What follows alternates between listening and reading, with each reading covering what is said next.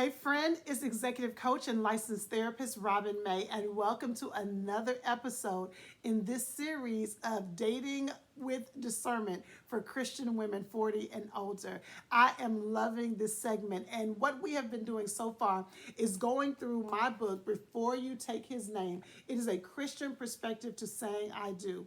And every episode so far, we are pulling one of the questions out of the 14 questions, and we're just unpacking it. So make sure you go back in this series to check all the previous videos out.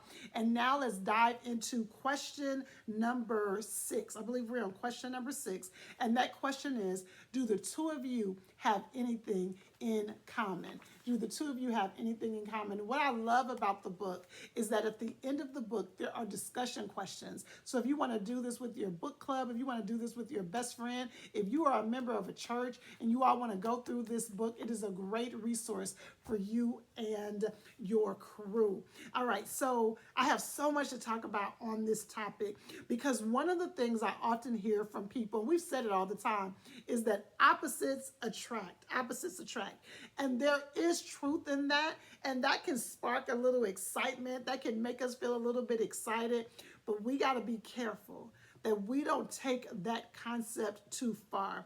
It's one thing for opposites to attract, and in some ways, many couples have that. You know, I'd say sometimes if somebody spent some time, long time with my husband and I, they'll begin to see the differences with us. One of my good girlfriends who has been really close to me over the years, and lately she's started to spend more time with my husband and I as we're spending together more time as couples. And she said, Robin, all this time, I would have sworn you were the most outgoing one. But the truth is your husband is. And when you spend time with us, you begin to see the differences. And so that's not just my husband and I. A lot of couples have that, where opposites attract. But I want you to be careful that as you are dating, see, these videos, this playlist is for those who might be dating in a serious relationship or those who want to date down the line, right? You're in a maybe you're just dating. You're not serious, you're just dating. Maybe you are seriously dating one person, or maybe you just know you want to date down the line. These are the things I want you to consider. And so when we think about opposites attracting, I don't want you to over romanticize that. I don't want you to get that confused with having fundamental differences. It's one thing for you to be more outgoing and your partner to be more laid back. It's one thing for you to love R&B and your partner loves rap. It's one thing for you to have your favorite food is Thai food and your future spouse's favorite food is Mexican. That's one thing. But it's different when your fundamental differences are far apart. Your beliefs about faith, your values, your goals, that can create long-term division. Every marriage has a hurdle. Every marriage has some type of hurdle it has to get over. So I'm not suggesting that you'll agree on all the things.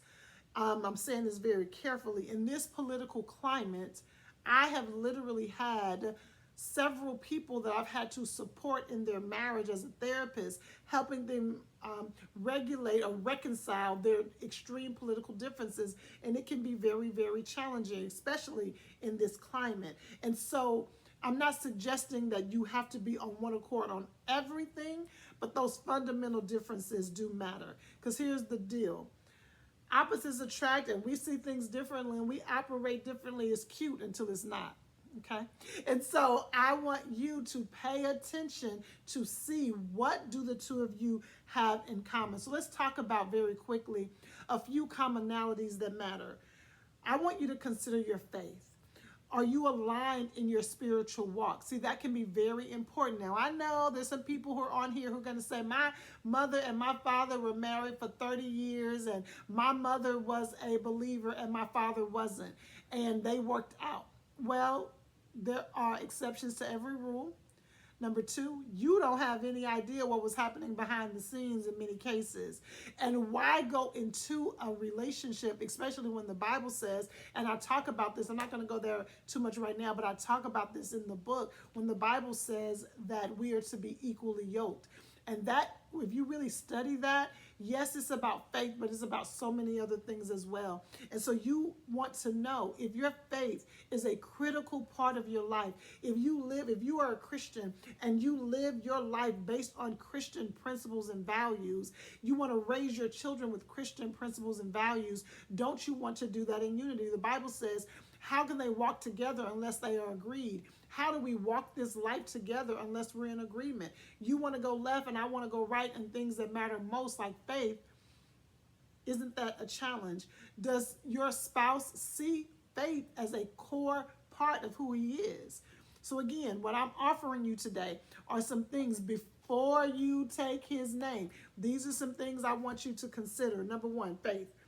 Family and children. Do you all have the same desire for children or not? Do you all agree on parenting roles and discipline? Do you all agree about that? Have you even had that conversation? Listen, yes, I have counseled those who came into the marriage in agreement about children, and then it changes down the line. So I know that things can change, but why again start with a fundamental difference in an area that truly matters? Another topic, your vision for marriage. Have you all talked about how he sees a husband's role and a wife's role? Do you all have traditional values, or do you have traditional values and he doesn't? Have you all fleshed out what it means for the husband biblically to be the leader? Have you all talked about what that means? Has he been able to articulate to you what it means for him to be the leader of the home? Do you agree with that? Are y'all both in agreement with roles and responsibilities? Baby, those roles and responsibilities are major. There are 5 hot button issues that every couple deals with, and roles and responsibilities are one of them. How do you all see your roles and responsibilities? And then your lifestyle values. How do y'all handle money? How do y'all handle conflict resolution? Again, I know opposites attract. But do you all have those areas in common? Maybe not the exact same, but do you have the same overarching idea or value about those areas? Faith, family and children, your vision for marriage, lifestyle, how y'all handle money, all of those things. Remember, the Bible says it's the little foxes that destroy the vine. Those things might seem little to you, but over time, those are where the foundational cracks can occur. And when the foundation starts to crack, your connection starts to fall apart. When your connection starts to fall apart, your communication falls apart. When your communication falls apart, your hearts start to harden towards one another. When your heart starts to harden towards one another, greater division occurs. So we got to go all the way to the beginning and make sure we protect the foundation. All right, so where do you all agree? Now, here's the deal. I have to stress this. This is something I tell my couples all the time. God never intended for you to marry you. So this is not suggesting, again, that you all have to be clones of one another, because marriage really is about iron sharpening iron. And so your differences can strengthen my areas of growth. But if your core values are not aligned, I just broke down to you what will happen. So I want to give you a few red flags to consider. As you are fleshing out question number 6, do we have things in common? As you are fleshing those out, here are some red flags to think about when it comes to your compatibility. I want you to be careful if you find yourself constantly trying to educate him on what matters to you, or trying to educate him to get him to sway to your side of thinking, trying to convince him to come over to your train of thought. If you're constantly feeling like, gosh, I need him to get this. Gosh, I need him to understand this. Gosh, I need him to get on this side of the aisle. That might be a red flag. Another red flag. Do you all have any shared language in how you want life to work? Is there shared language around values? Is there shared language around family? Is there shared language around money? Go back to those areas I just gave you. Do you all have shared language around that, or are y'all on 2 different pages? And then lastly, do you find yourself making most of the compromises? Do you find yourself quietly betraying your values because you want the relationship so much? I know, sis. That was a big statement. I'm going to repeat it. Do you find yourself quietly betraying yourself because you want the relationship so badly? Are you doing all of the compromising? And this takes some intention to really slow down and ask yourself this, because you will pay the price in the long run. Remember, this is dating with discernment for Christian women. You're not married yet. And so you have an opportunity to slow down and consider the things that we are talking about to make sure you're setting yourself up for success. When I wrote Before You Take His Name many, many years ago, I had an intention. When I came back and revised it just a year ago, I had an intention. And the intention is to help mitigate as much of the risk. Connecting your life with another person is never risk-free. There's some things God don't even show you, because if he showed you, you ain't gonna say yes, and this is who he wants you with. But let's mitigate the risk. Instead of having 100% risk, let's get it on down to 30.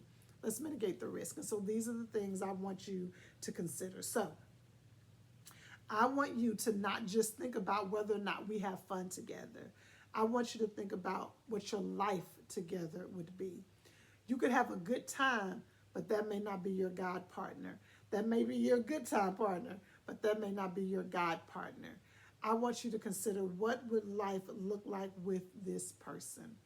All right, friend, if you haven't already, make sure you click the link in the description to get your hands on Before You Take His Name. There are 14 questions you want to ask before you say I do. If this helped you, will you comment and let me know your greatest takeaway? And then can you send this to your friend group? Tell them, hey girl, listen to this. This is really good. And then will you subscribe to the channel? And until next time, here's to helping you elevate not just what you do, but who you are.